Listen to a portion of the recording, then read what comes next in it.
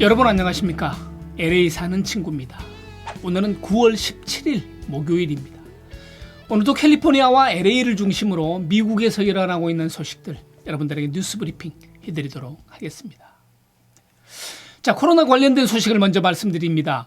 LA 지역 코로나19 관련 수치가 지속적으로 안정적인 모습을 유지하고 있습니다. 어제 LA 카운티는 신규 감염 1148명 그리고 사망자는 31명 발생했습니다. 최근에 비해서 어제 신규 감염이 좀 많은 수치를 보였는데요. 그저께는 474명이었습니다. 그러니까 굉장히 많이 다운된 수치인데요. LA 카운티 보건국에서는 한 달 전과 비교했을 때 엄청난 진전이 있었다 이렇게 말하고, 이대로라면 다음 달 그러니까 10월에는 레드 단계로 내려갈 수 있다고 전망을 했습니다. 그렇게 되면 더 많은 비즈니스가 오픈할 수 있고, 식당에서는 제한적이긴 하지만 실내 영업이나 그리고 교회 이런 데서는 대면 예배가 가능하게 됩니다. 물론 공중보건 규칙을 지켜야 되고 일부분의 어떤 허용되는 이런 상황이긴 하지만 어쨌든 숨통을 좀 틀 수 있는 이런 완화된 상황을 우리가 맞을 수 있습니다. 다만 지난 노동절 연휴가 끝나고 그로부터 잠복기 2주를 감안하면 그 시간이 다음 주 월요일쯤 됩니다. 그래서 다음 주 월요일, 다음 주 한 주간 동안 이 코로나19 수치가 어떻게 변하는지를 우리가 지켜보는 것이 굉장히 중요합니다. 따라서 LA 카운티에서는 9월 말까지 비즈니스 추가 오픈은 없다. 그래서 그 상황을 좀 지켜본 이후에 발표를 하겠다 이런 얘기인데요. 이후 상황도 지금처럼 계속 호전이 된다 그러면 10월에는 레드 단계로 이제 진입을 할 수 있을 것이고, 그렇게 되면 어떤 경제 재개방도 이루어질 수 있을 것이다 이렇게 전망하고 있습니다. 그래서 바바라 페레오 국장은 그렇지만 여전히 방심해서는 안 된다고 말하고, 이번 주말부터 시작되는 유대인들이 새해 명절 로시 하샤나가 있는데 각별히 주의를 기울여 줄 것을 당부했습니다. 그런가 하면은 에릭 카세티 LA 시장도 나서서 모든 주민들은 독감 예방 주사를 꼭 맞으라고 당부했습니다. 그러니까 올해는 독감뿐만 아니라 코로나까지 같이 올 수 있는 상황이기 때문에 코로나 있는 상황에 또 다른 이제 독감까지 걸리게 되면 많은 사람들이 병원 신세를 져야 되고 병원에 입원해야 되고 이런 의료진들이 굉장히 복잡해지고 어려워지기 때문에 독감 예방 주사를 꼭 맞아서 독감으로부터는 예방할 수 있었으면 좋겠다 이렇게 이제 권면하고 나서는 거죠. 네. 오렌지 카운티 역시 코로나19 수치가 지속적으로 지금 하락하고 있는 추세입니다. 어제 신규 감염자는 135명, 사망자는 6명을 기록했습니다. 굉장히 안정적인 모습들을 지금 계속 보이고 있는 거죠. 그래서 전 지금 오렌지 카운티에서는 레드 단계에 이미 진입을 해서 경제 재개방도 굉장히 완화된 상황이죠. 근데 이보다 더 완화되기 위해서, 그리고 더 완화된 오렌지 단계에 가기 위해서는 지속적으로 우리가 관리 감독이 필요할 것으로 보입니다. 네. 그리고 정치인들과 건강보건 관계자들이 어떤 코로나19에 대한 정도의 차이, 코로나19를 대하는 정도의 차이가 있는 것 같습니다. 어제 오렌지 카운티 일부 도시 시장들이 합동 기자회견을 열고 오렌지 카운티 안에 있는 테마파크, 즉 디즈니랜드와 너츠베리 팜의 재개장을 개빈 뉴섬 주지사한테 촉구하는 이런 성명을 발표했습니다. 이 시장들은 개빈 뉴섬 주지사가 여기 있는 테마파크를 직접 방문해 보면 재개장을 위한 준비가 이미 완료됐음을 볼 수 있을 것이다 이렇게 말했습니다. 또 오렌지 카운티 슈퍼바이저는 조 모아라치 캘리포니아주 상원 의원과 함께 디즈니랜드를 직접 방문해서 코로나19에 대한 대비를 직접 보고 듣고 이렇게 시찰을 했는데요.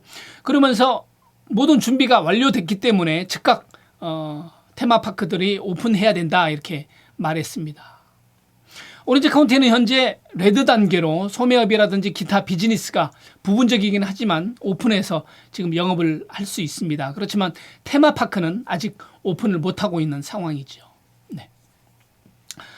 어제 미국의 법무장관이 미시간에 있는 어느 한 대학교의 행사장에 참석해서 자택 대피령, 즉 스테이 앳 홈 명령에 대해서 시민의 자유권을 침해하는 아주 좋지 않은 조치라고 강도 높게 비난을 했습니다.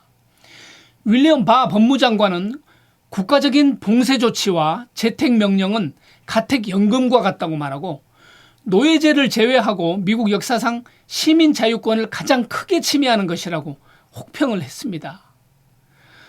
지금 미국 코로나가 어느 정도 안정기에 접어들고 있다고 생각하기 때문에 지금 법무장관이 이런 얘기를 한 걸까요? 대부분의 의료 전문가라든지 과학자들은 자택 대피령이 시민들의 목숨을 살렸다 이렇게 말하고 있는데 윌리엄 바 법무장관이 이것과는 다른 이야기를 지금 하고 있습니다. 지금 바 법무장관은 트럼프 대통령의 호위무사라고 말할 만큼 최측근이라고 합니다. 그래서 그런지 결을 같이 하는 분들끼리 같은 정치를 하는 게 아닌가 하는 생각이 듭니다. 트럼프 대통령도 지금 경제 재개방이라든지 학교의 대면 수업 이런 것들을 계속 지금 밀어붙이고 있는 상황이지요. 네. 그런가 하면은 빌 게이츠는 그동안 코로나19를 지켜보면서 마스크 착용의 중요성에 대해서 과소평가한 것이 아쉽다 이런 얘기를 했습니다. 그만큼 마스크가 코로나19 전파를 막았다는 이야기인데요. 빌 게이츠는 의학계에서는 이미 알고 있었는데 이것을 대중화하기까지 너무 많은 시간이 걸렸다 이렇게 말하고 국제보건당국이라든지 지도자들이 사태 초기부터 적극적으로 대응했더라면 즉 적극적으로 자택 대피령을 내린다든지 마스크 착용을 의무화한다든지 이런 상황을 이렇게 좀 적극적으로 대처했더라면 지금처럼 많은 사람이 감염되거나 많은 사람이 코로나19로 사망하지 않았을 것이다 이렇게 아쉬움을 표현했습니다. 네. 자, 이번에는 경제 관련 소식 말씀드리겠습니다. 코로나 구호 패키지에 관한 소식들이 계속 지금 뉴스에 나오고 있는데요. 도널드 트럼프 대통령이 더 큰 규모의 구호 패키지를 지지한다. 그러면서 일주일 혹은 열흘 안에 타결할 수 있을 것이다. 이렇게 말을 했고요. 그래서 코로나 패키지가 한 번 더 희망을 보이는 게 아닌가 하는 생각을 갖게 합니다. 백악관의 이런 발표에 대해서 민주당의 낸시 펠로시 하원 의장이라든지 척 슈머 상원 대표도 환영의 뜻을 밝혔는데요. 총 규모 2억 달러 정도 안팎에서 아마 타협점을 찾을 수 있을 것으로 기대를 모으고 있습니다. 그래서 지금 공화당, 민주당 양당 간의 합의가 다음 주 말까지 그러니까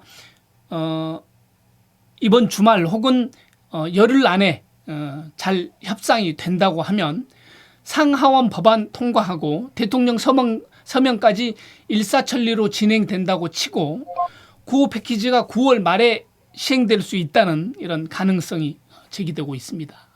이렇게 되면 미 국민 1,200달러 지급하는 것이 빠르면 9월 말이나 아니면 10월 초 정도에 시행이 될 것 같고요. 연방 실업수당도 주당 500달러 선에서 결정이 되고 그러면 연말까지 연장하게 될 것으로 보이고요. 중소기업체를 위한 PPP 프로그램도 이용할 수 있게 될 것으로 보입니다. 그런데 이런 소식과는 좀 반대되는 소식이 있는데요.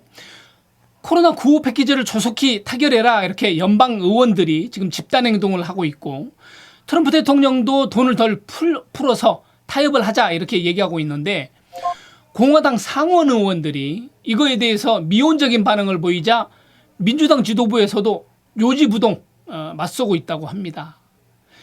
민주당 25명, 공화당 25명 중도 타협파 연방 하원 의원들이 2조 달러의 어떤 그 초당안을 내놓았고요.